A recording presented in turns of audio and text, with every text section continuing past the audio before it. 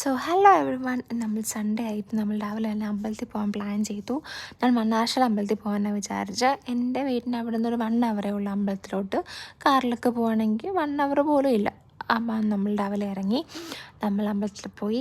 ഞാൻ, അച്ഛൻ, അമ്മ, ചേച്ചിയുടെ പിള്ളേർ, നമ്മൾ ഇത്രയും പേരും കൂടെ ആയിട്ട് അമ്പലത്തിൽ പോയത്. നമ്മൾ എനിക്ക് തോന്നുന്നു ഒരു 6:30 ഒക്കെ ആയപ്പോൾ എത്തി. അതുകൊണ്ട് വലിയ തിരക്കുണ്ടായിരുന്നില്ല. പെട്ടെന്ന് തന്നെ തൊഴുത് ഇറങ്ങാൻ പറ്റി. ക്യൂ ഒന്നും ഉണ്ടായിരുന്നില്ല.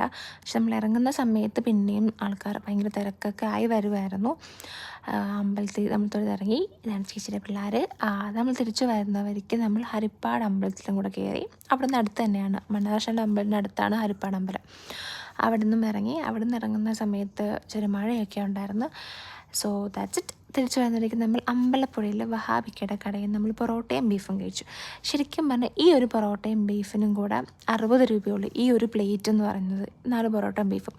സോ അത്രയേ ഉള്ളൂ. നമ്മൾ തിരിച്ച് വീട്ടിലെത്തി. That's it. Bye bye.